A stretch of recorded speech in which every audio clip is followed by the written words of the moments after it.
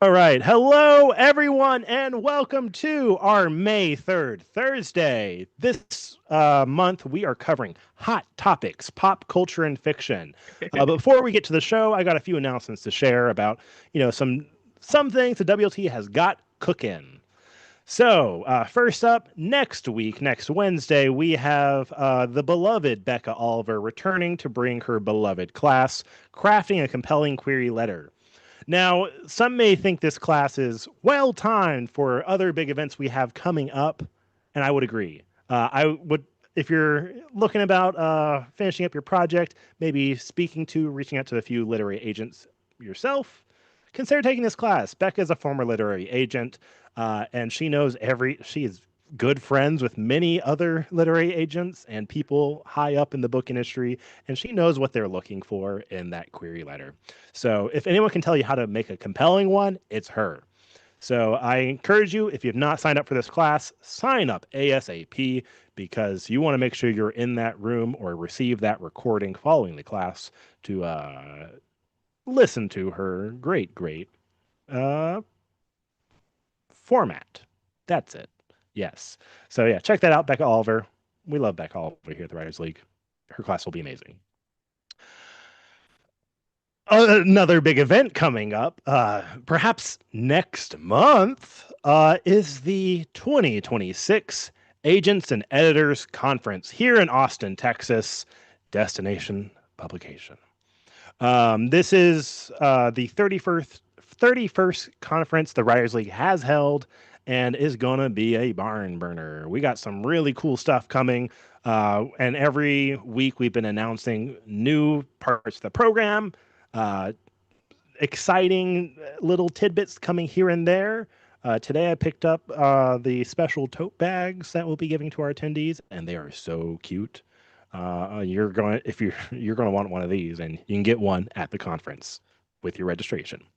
Um, Truly, if you're looking for getting ahead in the business, if you're trying to find how do I get published now, we will give you the tips and tricks and insider know-how here at this conference. We are bringing in top industry professionals from across the field to come for this weekend of extended panels, presentations, and one-on-one consultation sessions to really get to the core of how do we sell your book. Um, if you're ready to be pitching and publishing, great opportunity. Come and you'll have plenty of opportunity to talk to these literary agents on these one-on-one sessions, in between sessions, to share little bit about your book. If you're not quite there, well, listen, you're going to be there eventually, and worse, this conference only comes around every other year, so you're going to want to come and get the knowledge now so you can have it when you're ready later. And on top of that, you can still do a pitch to an agent and just tell them that, like, hey, you were interested back when I talked to you back then. The manuscript's ready now. Take a look. It doesn't have to be quite done to tell them about it. So come, please. Seats are flying fast. We are nearing the home stretch and we are running out of spots available. We keep this conference nice and limited because we want to maximize face time between you and these industry professionals. So please come. It's going to be a really great weekend, and we got some special surprises in store. Next month, we have our next third Thursday. This is just before the conference. Never Too Late, debuting after 50. Listen, this is something we say a lot in the office. It's not too late to start. It's never too late to start. Uh, I talk to a lot of writers every day feeling scared, feeling worried about their age, about if they'll fit into the current publishing industry. And my message is yes, you can. It's your story that counts. So we're going to have a great panel here to really dive in deep. And I think you will leave with a lot of motivation following this panel.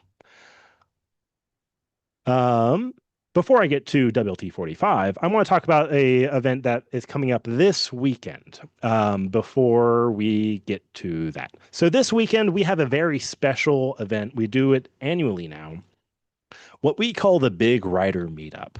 This is a event that we have concurrent meetups all across Texas where you can meet other writers in your city and have a chance to really connect to your local writing community. This is something that I've been really working hard at in my current position here at the WLT as executive director, is trying to really bring that sense of community forward and make sure you feel connected. Because, listen, publishing a book, it takes a village. And every step along the way, from that first draft to ideating to revisions to submitting and et cetera, et cetera, et cetera, you want to have people behind you that are going through similar stuff because you will be able to support each other. And the way you can do that is by going out to events like these to meet other writers. We do this event is completely free. Laura's dropped a link to it in our in the chat box there. Just see if we're nearby you, and please come. You'll meet some writers. Have a really, really great Saturday afternoon. Hope to see you there. Finally, maybe not finally, but almost finally, I want to talk about another big thing. If you've been attending these third Thursdays month by month, you may know that I've said over and over again, 2026 is WLT's 45th year as an organization, 45th anniversary. That's a big deal. It's a really big deal because a lot of literary organizations don't get to make it this long. It's really hard to be a nonprofit. It's hard to be an arts-based nonprofit. It's extremely hard to be a literary arts-based nonprofit. We've gotten to where we are because, one, we have a very strong community behind us. We are here to support writers. We've always stuck to that mission, and we were formed by writers for that very explicit mission. But there were an organization called the Literary Arts Fund did a bit of a survey these past couple of years and found that out of all grant and fundraising opportunities, literary arts nonprofits have received 1% of all arts funding. 1% is, I hope you understand what that means. Out of all the organizations, music, visual arts, theater, the different disciplines, people who write books, those organizations aren't being supported. The reason we've been able to survive 45 years is thanks to people like you. We offer these programs like this third Thursday, like this weekend's Big Writer Meetup, and many more to support you guys. And the way we can do that is through people signing up to be a member of our organization, paying a single dues payment a year. For $50 for a year, you can become a member of the Writers League of Texas. You'll be supporting our programming. You'll be supporting programs like this and many others, such as ones where we bring authors into public schools across Austin. And hopefully in the future, provided we can have more time and funding across the state. We do it with you guys. And if you already are a member, consider taking us a few dollars. We accept donations. We're a 501c3 nonprofit that's tax deductible. If you care about writing, if you care about supporting other writers, if you love this community, please consider donating some money. We would really appreciate it. And we'll put all that money right back into programs for you guys. All right. And that's my spiel. If you like putting money towards writers, I know 3 great writers you can put that money towards right now directly. We have partnered this event with local independent bookstore Book People. We love Book People. Book People are great people, book people, if you will. And they are our official bookseller of Third Thursday. If you want to support some Texas writers, if you want to support some Texas bookstores, consider buying their books through our link here. We don't get any money from this. We're just trying to support these bookstores and these authors. So please consider clicking on that link. I'm sure we'll drop this link throughout the chat here, but I'm sure as you hear these great authors speak, you're going to want to pick up their books anyways. So go ahead and just put them in your cart now. Save yourself the time later. And with that, that's enough from me. I've talked so much. I've talked your ears off, y'all. Y'all are probably sick of my dulcet tones. So I want to pass things off to the wonderful Laura Arnold to lead this conversation. Laura, please take it away. Thank you so much for that introduction, Evan. And welcome everyone to May 3rd Thursday, Hot Topics, not Hot Topic, Pop Culture and Fiction.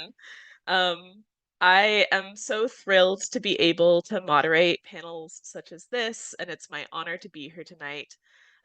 We'll be talking about how to turn the ebb and flow of popularity and pop culture into fiction writing, and we are so fortunate to be joined by three wonderful authors. Um, our first person here is Jaime Formato. Jaime Formato is a writer, third grade teacher, and tiefling rogue from Northern Florida. She is the author of Roll for Initiative, a geeky coming of age novel, which was listed as one of Kirkus's best middle grade books of 2022. It has been nominated for the 2026 Sasquatch Reading Award, the 2025 Sunshine State Young Reader Award, and the 2025 Prairie Prask Award, the 2025 Garden State Children's Book Award, and the 2025 Minute Award. While she's not teaching or writing, she's likely baking, watching hockey, lurking around the comic store, or playing Dungeons and Dragons. Thank you so much for being here tonight, Jaime. Thank you for having me. Next up, we have A. Natasha Joukovsky, who is the author of the novels The Portrait of a Mere and Medium Rare. She writes a quite useless newsletter and lives in Washington, D.C. I'd really suggest you check her newsletter out. It's quite lovely. Thank you for being here, Natasha. Thanks for having me. And then finally, last but not least, we have Jenny Tinghui Zhang, who is the author of the novels Superfan and Four Treasures of the Sky, named an Idaho Book of the Year and short and long listed for the Chautauqua Prize, the Dublin Literary Award, the Carnegie Medal for Excellence in Fiction, and the VCU Cabell First Novelist Award. Her work has appeared in The Cut, Foreign Policy, Texas Highways, and elsewhere. She is a National Book Foundation 5 Under 35 honoree and has received support from Yaddo, Sewanee Writers Conference, Pendaman, Vona, Tin House, and the University of Wyoming, where she completed her MFA. Thank you so much for being here, Jenny. So excited to be here with you all. Thanks for having all of us. And one last note before we dig in to everybody in our audience, I know that we'll be answering your questions at the end of the program.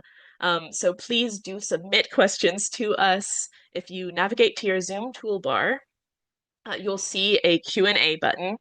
Please drop your questions there as they come to you, and we'll get to as many as we can at the end of the program. Again, thank you for being here, and thank you for our YouTube audience as well. And without further ado, I'm going to jump right into my questions. So just to get us started, to talk a little bit about your works, will you each tell me a bit about the pop culture element at play in your work? We'll start with you, Jenny. Yeah, so Superfan, which I have here, um, it is a novel about a young freshman who is going to school in Austin, Texas at UT, but she becomes obsessed with a boy band that is lightly inspired by the K-pop phenomenon. And so in terms of pop culture, it is obviously drawing on the obsession and obsessive fandom around boy bands and K-pop groups. It's also investigating the relationships within online fandom communities. So in this book, it features a message board that kind of slowly unravels and escalates, and a bit of online relationships, the communities that can exist through chat. Thank you, Jenny. How about you, Natasha? My latest medium rare is heavily inspired by March Madness. And to the comment in the chat around who's interested, I think it was Elaine who's interested to see how pop culture in a history setting, specifically my protagonist, Phil Phaeton, fills out a perfect March Madness bracket in the historical context of the 2019 men's national championship bracket, where UVA was the winner, and all of the basketball in medium rare is real. So it is a scenario, a scenario of fandom and unlikely stardom written on top of an already existing one from very recent history, but still history. Perfect. Then right before COVID too. Jamie, how about you? So mine is Roll for Initiative, and this one is a middle grade novel. And so it starts with 12-year-old Riley, who is very insecure, very shy, and she's kind of spent her time hanging out just with her older brother, who's kind of in a bit of a parentified role. And one of the things she always loved to do with him was play Dungeons and Dragons because he was like the ultimate DM. But then when he moves away to go to college, she's kind of left on her own without anyone.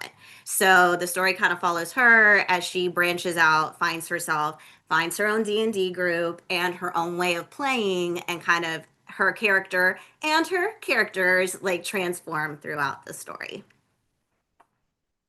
They're all great books. I'd really suggest everybody in the audience check them out. Getting to some writing questions. The idea that your audience might have preconceived notions of these things that you're writing about, D&D, K-pop, fandom, March Madness, change your approach to writing about that subject? And if so, how? Natasha? Well, I mean, for me, it's a very literary novel. One of my favorite things that anybody said about it was in Defector, that it's like a novel about basketball the same way Infinite Jest is a novel about tennis, dear to my heart. But like I really loved the idea of taking something extremely seriously that was just very, very popular. And in the case of Filling Out a Perfect Thing, very dumb. Like he becomes famous for like the stupidest thing imaginable that has no real skill involved, and allows for a lot of interesting discussions around luck versus skill and probability. So I was very interested in how that dynamic would be at play, and kind of converting maybe basketball fans to also be interested in literary fiction, and literary fiction folks to get interested in basketball. A gateway drug, both ways. Totally, in both directions. More in common than you'd think. How about you, Jamie? Did the world's preconceived ideas of D&D change your approach to writing at all? A little bit, because one of the things that was really important to me is that I wanted to make sure that my kids that were reading the book like found it accessible, because something like I didn't actually start playing D&D until I was a grown up, because I was so convinced I was going to do it wrong, or I didn't understand the rules, or somebody was going to like, well, actually me. So I kind of held back from it, which is really silly, but I wanted to make sure that kids reading it were like, oh, that's something I can do. I can write a campaign. I can make a character. I can jump in and have fun with my friends. So I think that informed a lot of my approach. Like, if you've never played before, can you understand it? And would you maybe want to play? And you, Jenny? Yeah, I think I had the same mindset as Natasha, actually, because with anything that has the term K-pop on it, I think a large group of people are going to immediately kind of write it off and not take it as seriously. And the thinking is, oh, that's just something for preteens or teenagers. But maybe I'm a little too close to the subject. But as someone who not only has, been a K-pop fan, but also just been a fan of boy bands, of musicians, of so many things in my life. I also really wanted to take that relationship really seriously and in a literary sense. So, beyond just It's K-pop, it's boy bands, it's celebrity obsession. It was really important for me in writing this novel to investigate the whys of why we feel these pulls towards people we don't know. I really like that. Take the relationship seriously in a literary sense. And like fame is a really serious topic in literature. It's a serious academic topic. I've been working a bit with a media studies professor who teaches classes on fame at NYU.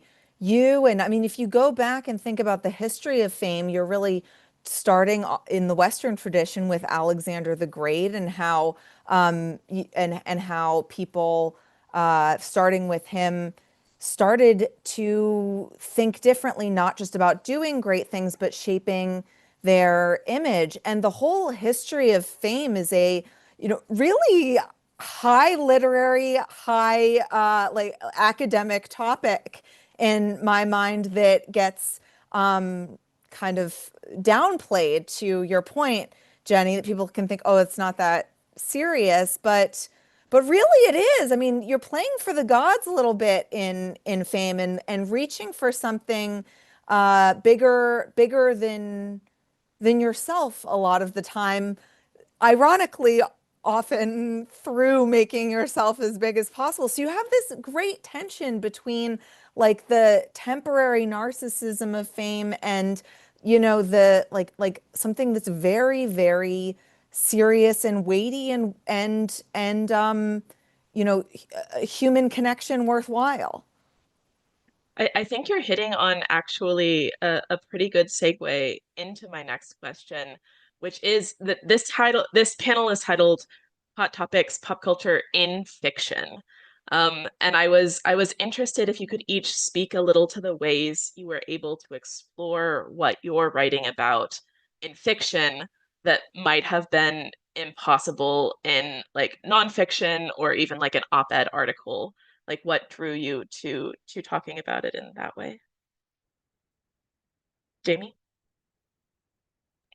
I think with mine, because it is very much like a coming of age novel, like that finding yourself and finding out who you are. I think D&D seemed to me the perfect vehicle for that because as you are creating your characters and as you are playing as your characters with people that you trust and people that you care about, it's a way to either one, like explore who you are and kind of expand upon that in a playful, safe way, or it's a way to try out who you want to be in a safe way and try out different personas, kind of like Doctor Who style. Like, this is who I am, or is this who I am? I don't know. I'm going to try this on. Like, what do I like? Who am I? And it's such a safe, playful way to find out who you are and what you want and what you like, and to find connection with people that are doing the same thing. And their goal is to help you along that path to become a better, stronger character and person. I think for me, this was the perfect way to tell Riley's story. And each of her characters, like their D&D character, is very reflective of the journey that they're going on and their insecurities, because it is also kind of an exploration on insecurity. And so for me, it was like the perfect mix. Mhm. What about you, Natasha? Well, for me, it had to do with kind of the black swan idea, like the actual, and this is part of what the way I begin the book is that somebody filling out a perfect March Madness bracket, it is all but impossible. The odds that you often see quoted online and by various sportscasters are 1 in 9.2 quintillion. That's actually wrong. That's coin flip math, but we're still talking about a total black swan event that is unlikely to ever happen. The most optimistic models, put it at like 1 in 2, 3 billion, something like that. And that's only in certain years. 2019 actually happened to be a year where it was statistically felt maybe more likely that what happens there is where the top seeds are really, really good and relative, and that they think that there's a higher likelihood of that. But yeah, I mean, this is just probably not going to happen in reality, and that's part of the point. It ends up being a bit of a meditation on fiction itself. An Icarus exploration. True too. Jenny? Yeah, I think with fiction, I mean, certainly I could have written, an essay or maybe nonfiction about just the relationship between fans and celebrities. But again, what I was interested in is what compels someone to have these emotions and to feel this connection. And I also should have mentioned at the beginning, as much as this book is about the main character, Minnie, becoming obsessed with this boy band, it also follows the member of the boy band that she becomes obsessed with. And so one of the things I was interested in is knowing everything that awaits you at the end of the tunnel when you are in this like training regimen to become an idol, which is what they call them in K-pop, knowing that there are going to be wild fans and the training regimen is going to be so grueling. What would compel someone to remain in that pipeline and endure all of that? That was something I was curious in exploring. And also the kind of split between the narratives that we tell ourselves about the people we think we know versus the reality for them. Being able to kind of toggle between those two things with my main characters was really interesting for me. And I think fiction was the vehicle for that. And I think we had talked about, Jamie, you mentioned like getting to play with your characters and having them put on different suits. For me, it was, this is the dollhouse and I get to put these characters in and see what happens. And fiction is the perfect vehicle for that. I'm seeing some thematic themes as well between like finding connection in all of your books. I thought that was really lovely when I was putting together the panel. Um, if what, if any, moving away a little bit from the writing process, what research did, I mean, a different part of the writing process, what research did you do regarding the pop culture phenomenon you chose? Were you, I mean, it sounds like all of you were interested in it beforehand. I think that becomes clear in your writing as well. But I what was your actually relation to wasn't. it? You weren't. Not particularly. I mean, I was interested in the math big time, but I was not a huge basketball fan. The high concept was actually my husband's idea. And it was only when, as you mentioned, Laura, I connected that idea to the myth of Icarus that I was like, oh, I've got to do it. That's such a great thing to explore. And I'm, such a nerd about all of the math stuff. What a great way to examine really unlikely probabilities in black swan events. No, interestingly, it was the research that made me fall in love with basketball and specifically the 2019 University of Virginia men's team, because I was watching these games over and over. I was trying to really internalize the cadence of the commentator's voice. I was thinking about, because it's a political novel too, how the cadence of the sports commentators' voices also sounds like Dana Bash and Gloria Borger, like chit-chatting about the, hashtag Senate showdown. So, but it was in that process that I was like, oh man, I really do like this is a really good sport. That's cool. And I mean that's what that you hit upon the second part of my question without me having asked it, which is what was your research process like? And then how did it, if it did, change your perception of what you were writing about? Um, Jenny, how about you?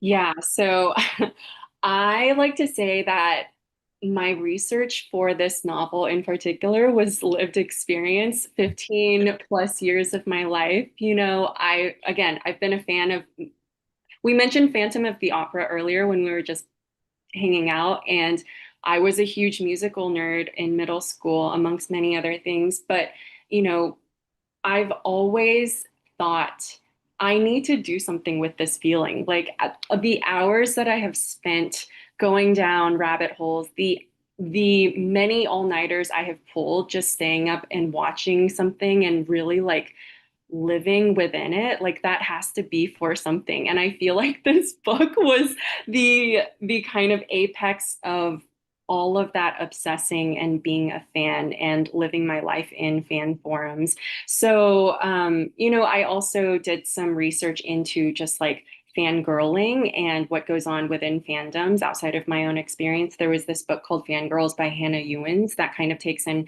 academic look at, just the phenomenon of fandom. But the majority of my research was pulling from 15 plus years of just really like being in the mosh pit of the fandoms. Yeah. How about you, Jamie? It started, a lot of it was like observational research starting, and like mostly it was like my family playing, because part of what made me start liking D&D is like the way my husband and kids play it, which is so just goofy and off the wall, and they're always writing their own campaigns. And so a lot of it was just watching that and like, what are they coming up with? What are they doing? And then when I started really writing the book, that's when it turned into, okay, I need the player's handbook. I need the monster manual. I need D&D Beyond. I need to make sure like everything's aligning and everything's correct. So I did do actually like a ton of fact checking and a ton of like, does this even exist? Is this real? Just going back to make sure it was accurate and I didn't make any fellow nerds angry with me. It's a complicated game. Yes. Did I'm just going to touch on all of this again. Was there any significant shift in perception of your topic before as you were like researching and writing your novels?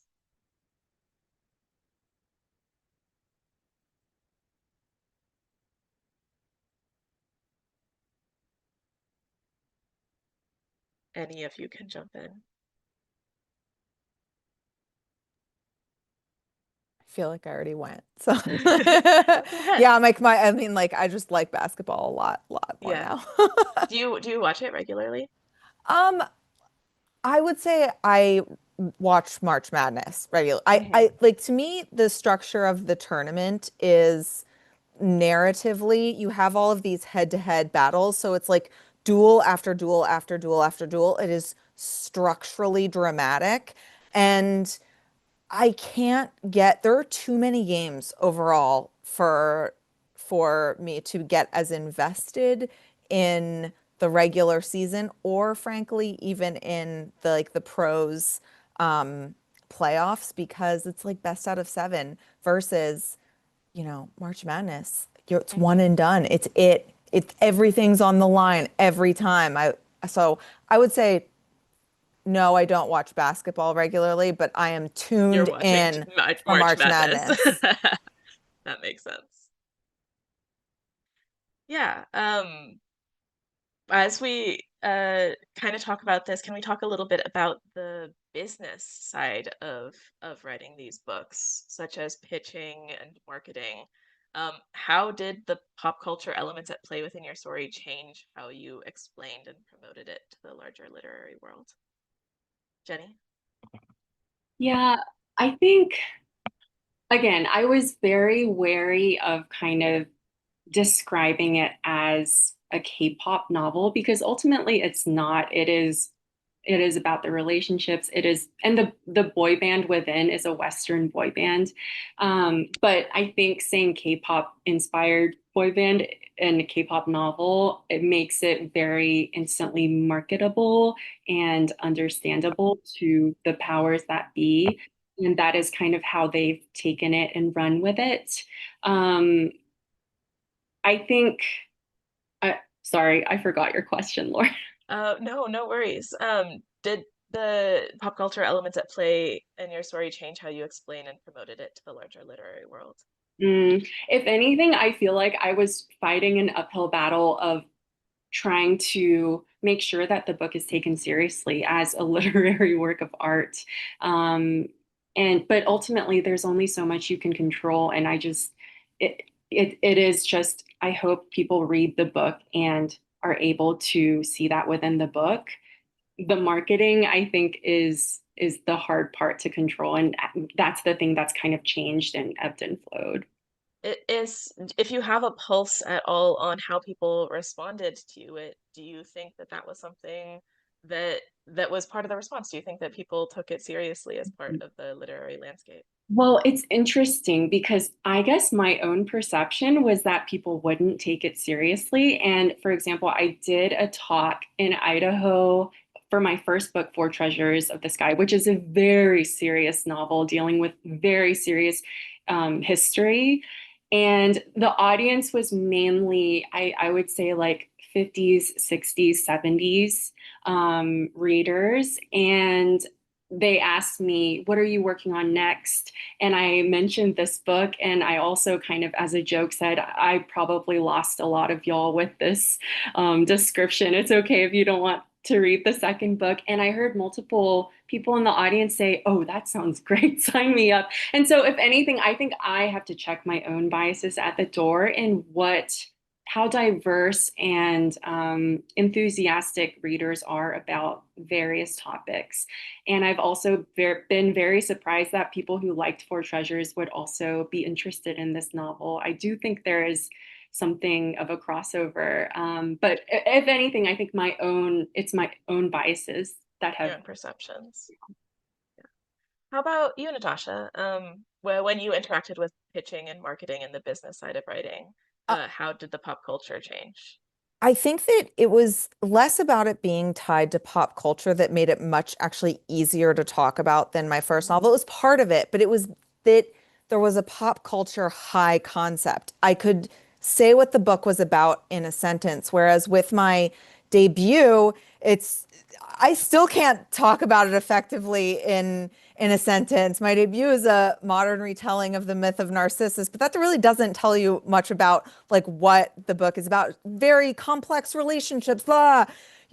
This is medium rare is about much more than the high concept, but I think that it's really helpful to have it to draw people in. So I kind of embraced it as a Trojan horse that, it would be something that would have a nice hook, and then, maybe folks that come for the basketball then find themselves surprised that it's also a story of female friendship. I wanted a feminine novel, kind of inside this uber masculine kind of coded novel, but then under both of them, what it ultimately is to me is a human novel that is drawing parallels between these arenas and these levels, showing that there's more similarities between something that might code as hypermasculine and sporty versus feminine and literary. And these arenas have so many parallels. And the reason that we come back to literature is because it tells us something about what it's like to be human and our psychology and truths that transcend fact, which goes back to your question on why fiction too, right? So I've really just kind of taken it as overall it's been a huge benefit, but the benefit really manifested in the high concept more than the pop culture. I'm going to ask a follow-up question to you as well. Have you noticed in any of the response anybody that's come from basketball and then responded to your novel in a way that you felt was really satisfying? Oh yeah, no, I've gotten some great responses from basketball fans and just like reviews and things that it's usually basketball isn't written well. I've gotten critiques in places too, but a lot of it is from people that don't like 2019 UVA style play. So like I've gotten some really funny things like I can't give this novel 5 stars because it's about UVA, and I'm like I love it. I take it. Like give me 4 stars because you're a Duke fan, whatever. My husband is too. So you have to roll with it. It's the whole what's so great about this topic, and I think what, binds all three of these is these are things that are fun. Like Dungeons and Dragons is fun. I mean, I don't know that personally, but I'm gonna trust you. K-pop is fun. I didn't know that until recently when, of course, my son and every other 7-year-old in the world became obsessed with Golden and, all of the K-pop Demon Hunters hits. But this stuff, March Madness is fun. Literature gets billed so often as being this like serious moral medicine type thing. No, books are entertainment. They should delight, and they can delight in serious and comical ways. But I think that pop culture is such a delightful way to engage. And that review is so funny. That's a hilarious thing. How about you, Jamie? Interacting with the business side of writing, such as pitching and marketing, did the pop culture elements at play in your story change how you explained and promoted it? I think it definitely helped in the children's book space. And it also helped that I had the world's nerdiest editor. Because even when we pitched it to Reading Press, we sent it to an editor my agent knew. And she's like, okay, I really, really love this, but I have to give this to Britt because she is like, her goal in life is to like edit the nerdiest books ever seen. So I think she understood like kind of bringing in people that would appreciate it and then already be like target audience for it, and then kind of how to bring it a little wider to start bringing more people into like the Dungeons and Dragons aspect and make it to where like, okay, you guys can play too. I think the timing of the book was also really great, and I mean may have like had something to do with it selling when it did, is because like the year that it came out, that was the year that the Dungeons and Dragons movie was coming out. This was coming off of Stranger Things, where a lot of people's kids now were like, oh, I want to play that too. That looks really fun. What do I do? So it was something that I think had also come back around again to where more people knew about it, were wanting to play with it. Middle schools were having like D&D clubs, so I always get like emails from like schools that are like, we started a D&D club, do you want to talk, or write them, or this is just what we're doing, it's really cool. I get a lot of things from like nerdy parents sharing with their nerdy kids. So in my case and in the children's book space, I think the timing was perfect, and I think there is a lot in publishing that is timing, and this was like a pop culture thing that was, yes, something that is very near and dear to my heart, and it was perfect for the story, but it was also just really good timing. Yeah, that makes sense. I'm a fan of Dungeons and Dragons too, and I do think it's a little bit of a golden age cultural Yes, renaissance because there's thing. been so many good books after, like the Hmm. Ostertag, like what is the Dungeon Club books are amazing. Like there are so many that have come after, and I'm like, yes, more and more, all the D&D Hmm. books for kids. I was wondering because I was seeing, that the rewards were coming out like this year, last year, if you think any of that kind of sustained attention had to do with being on that pulse. I do. I think it is because I think, it's groups of school librarians and teachers that nominate this along with the kids. And so, yeah, I think there's a little bit of like, what do the young people like? Oh, they like Dungeons and Dragons. Look at this one. Oh, okay, it's pretty good. So, I mean, of course, it's an amazing book, but I It's do it's wonderful. think there's a lot to do with, okay, this is something that I think is going to be high interest to the kids that we have right now. And so I do think it helped with marketing. Yeah, that makes sense. On the subject of timing, if you'll forgive me getting a little wordy in this question, it's did you ever feel like there was a ticking clock as you were writing your novels? Like the moment you were tapping into had passed before you got your book out. And then how do you balance tapping into the concerns of this current moment and interests versus wanting to write something timeless? I did feel like I had to finish Roll for Initiative or somebody was going to beat me to the D&D book, and it didn't make sense. I don't know why I thought that, but I did have like this very specific deadline in mind, and I was like, okay, and then it has to go on submission by now because I really did feel like there were like it was coming, and I wanted to be like before people got saturated with it. I wanted to make sure mine was there first, and I also wanted to make sure it was there kind of before maybe the wave passed. Hmm. How about the second part of that question. Do you have any like thoughts or concerns about the fact that it is so culturally relevant right now versus like the idea of timelessness of art? I think Dungeons and Dragons is forever, so I think it will be forever. That's beautiful. Just eternal, really. How about you, Jenny? Did you feel like there was a ticking clock as you were writing? I definitely did, but that was agnostic of it, like kind of touching on something pop culture-y. I felt that with my first book as well. And I feel like just across the board, any writer just feels that ticking clock, fearful that someone else is going to write the story you're trying to write. Specifically with Superfan, though, there's this K-pop group called BTS. They are the largest K-pop group in the world, but they actually went on hiatus and they were supposed to come back in 2025, I believe. They all went to the military and they were all going to like reunite.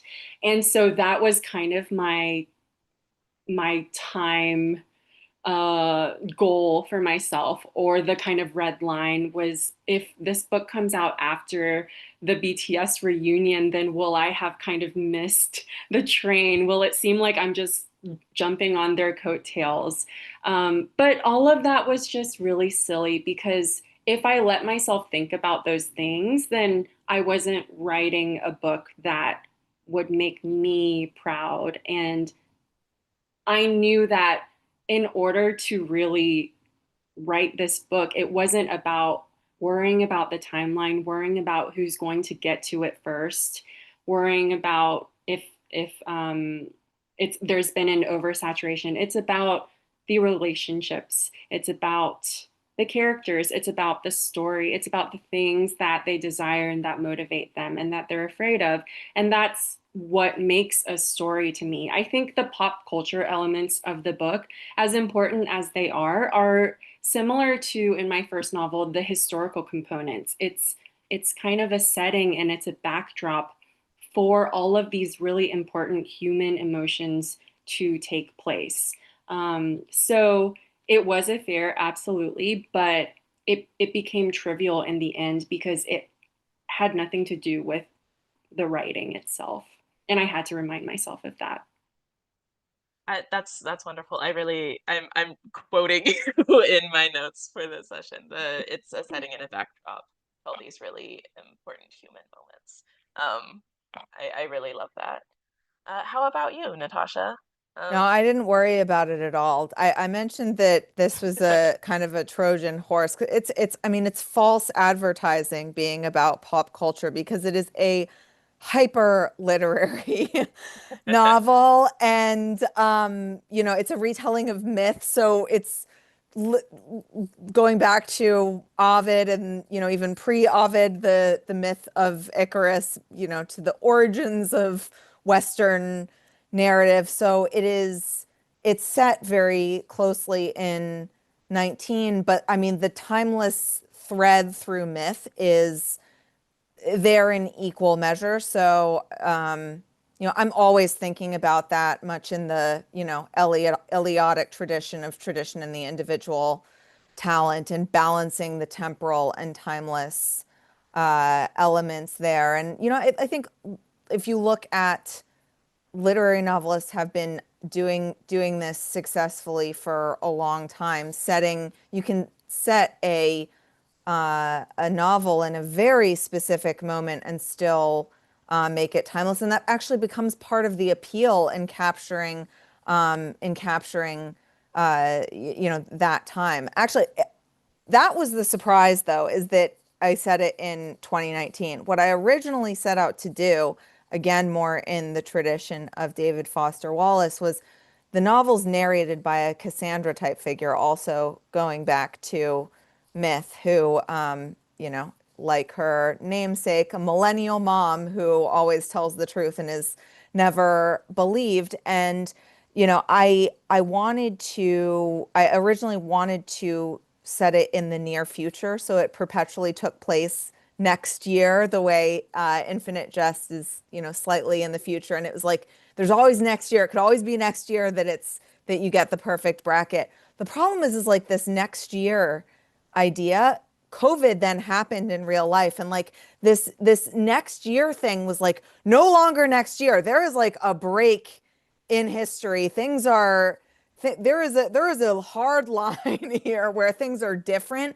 and that, you know, historical change made me decide to really go back and set it in the historical moment that I was, you know, thinking of satirizing blowing up. And the cruel, cruel irony in setting a novel in a prophetic novel in the first Trump administration is that it actually did predict next year a little bit more than I personally would have liked to see.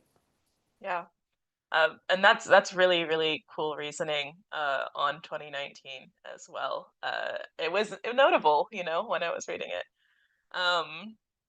All right. I am fond of panels like this because I had this question written down from the beginning, and I've gotten a couple of pulls from it already, which is, did you look to any examples of other media that interacted with pop culture or writing in a similar way during your writing?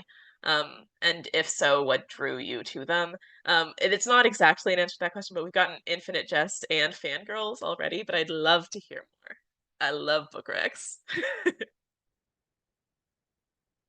This is not so much a book recommendation because one of the things, this is a weird thing about my writing process, is I can't read things that are related to what I'm currently writing because I'm worried that I'm going to be influenced in some way. So I actually didn't read any of the other like fiction that kind of had the similar topics. But where I draw inspiration from when I'm writing is usually through, if not nonfiction or craft books or poetry, it would be through like film, and music is a huge part of it. And so for me, what I was thinking about was the movie Perfect Blue by Satoshi Kon. And that, I mean, it is it's kind of a horror movie, but it investigates this fandom obsession, kind of someone spiraling into darkness, as it were. And then I also listened to a lot of songs that tap into this idea of celebrity and the dark side of fame, and also obsession, and also I listen to a lot of K-pop and a lot of boy band songs, because some of those lyrics kind of make their way into the book. But I find it really fruitful to draw from other mediums when I'm trying to evoke a mood or an atmosphere. That's excellent advice. What about you, Jamie? Did you have any inspos? I think because I am in the children book space, I'm also lucky because I also teach. And the school that I teach at is pre-K through 8. So for all my books, something I always make sure I do is just pay a lot of attention to the kids and like what are they worried about? What are they thinking? What are like their top concerns and struggles? And because my kids are third grade, so it's like 8 or 9, and then I have like bus duty and time that I spend with the middle schoolers.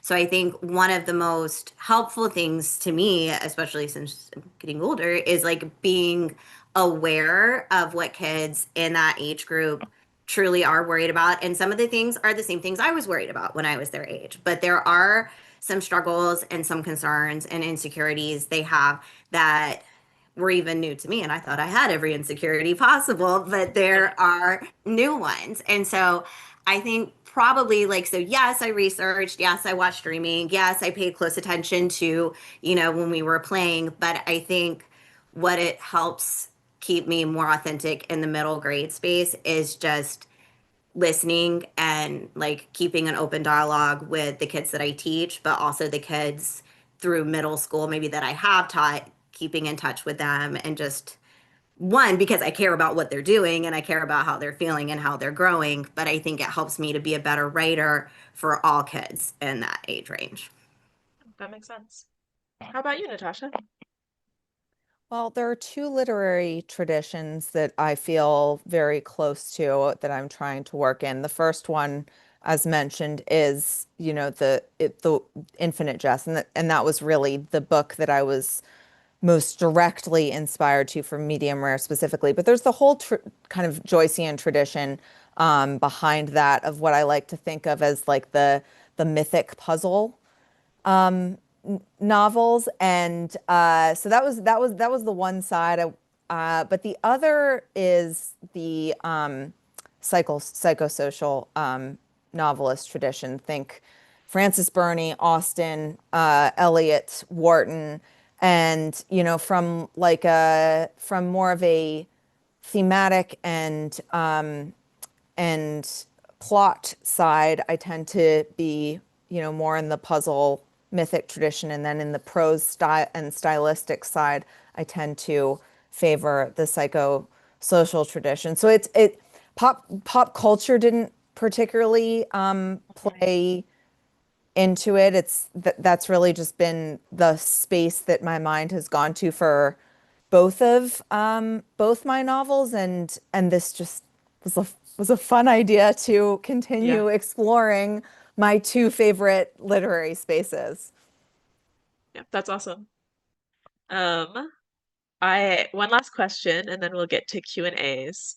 Um, if you were to write about pop culture again, in the future, would you choose the same topic or a different one? And if it's the same topic, how would your approach change? And if it's a different one, what would you write about?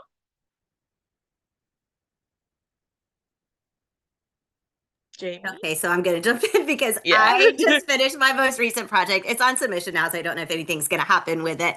But yes, it is still pop culture based, but it is not D&D. It is inspired. It's like a love letter to comics, and it started when I was at Free Comic Book Day, and I was like, this is the best day of the year. I want to write a book that ends on Free Comic Book Day. And then it turned into more things, kind of. I let it simmer for a while, and it got like really deep into the research, and this kind of did end up with a historical aspect because it kind of turns into a heist story, like an intergenerational heist story where we're liberating like golden age comics, but they are all women created ones. And so I got to learn so much history of women in comics that I did not know before, from like golden age to modern age. And it was such a blast to write, and it was the perfect vehicle for like dark issues that I was dealing with about getting older and becoming obsolete. And then, but then it was linked to the comic book store and the comics, and I had the best time writing with it. So, That yes, sounds I like would. And yes, it would be comic book history. And yes, it would be super nerdy. And yes, I love it. that sounds like a hoot. I'll keep an eye out for it. Natasha, how about you?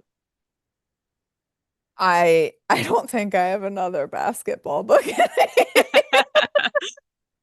Um, I definitely will continue to be inspired by those two literary traditions, but yeah, I'm interested in pop culture somewhat, but Hmm.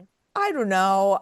I'm more interested in Jane Austen. Like, if something comes to me that like I can't resist, I'll probably nerd out and get into it, but it's not, you know, necessarily something that I'm seeking. I feel like I was so focused on the nature of fame and pop culture and the relationship between you know, a big mega pop culture event like March Madness and, you know, in direct contrast with something like trying to write lasting literature for all time, Hmm. canonical, right?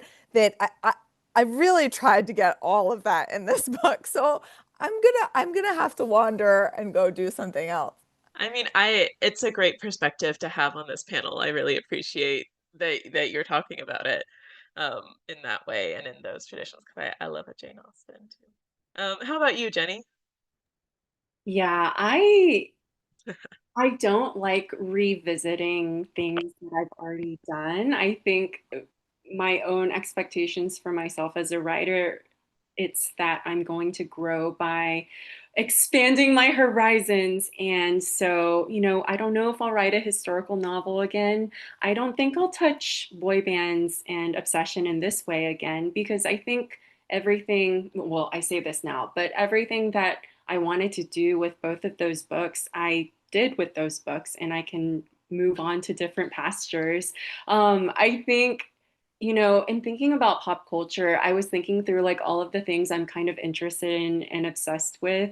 And a lot of it has to do with the body and what the body can do. And right now, I think we're seeing a lot of discussions around women's bodies and, um, diet culture kind of coming back in, and body trends cycling in and out, which is a wild concept, that there can be trends within like what a body looks like. I'm also, one of the things I did for research for Superfan was I took dancing classes for a year, and I continued doing dance after the fact, as a way of trying to understand like the vocabulary of dance. And that's something I'm kind of interested in exploring outside of this book as well, is like the world of dance and the language of dance in a body. So if anything, it's not really pop culture, but I think the body is so present in pop culture. That's something I'm probably going to be explore in the future. I look forward to seeing what all three of you create next. There seems to be some very interesting things on y'all's mind. I am going to head over to audience questions. Everybody, as a reminder, if you want to ask a question, please go to the Q&A box and type it there.